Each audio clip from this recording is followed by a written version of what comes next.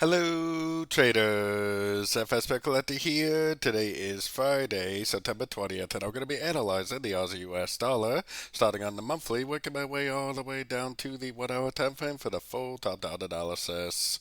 So on the Aussie dollar, I still think this is an A, B, C of wave W that we're looking at. I think this matches the 1, 2, 3 of wave W, the 1, 2, 3 of wave X, and I think we need to make a 1, 2, 3 of wave Y, probably taking out the high of wave W and the high of wave 4.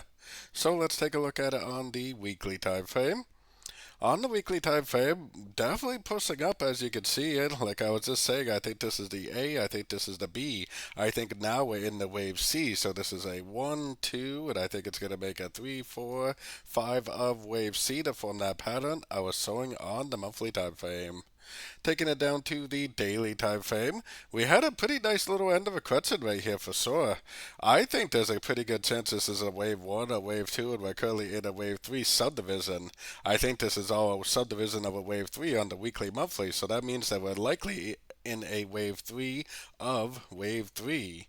Wave 3 is supposed to be the strongest, biggest wave of a trend, so a wave 3 of 3 should be extra strong. So taking it down to the 4 hour time frame.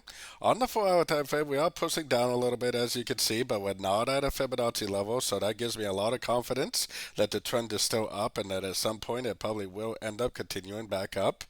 You know, most of the time, if you keep up with your Fibonacci levels, a major turn almost always happens at a Fibonacci level.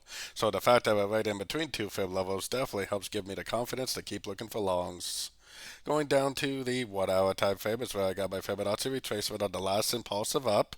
To me, this looks like impulsive down wave A. I think this has made 1, 2, 3 waves up wave B. I think it's likely to drift down. Most wave C's do take out or at least make equal lows, so I think the 50 or the 61 would be the most likely area. But the Aussie has definitely been overall very strong lately, so keep an eye on the 38% too. I mean, it could make a higher low.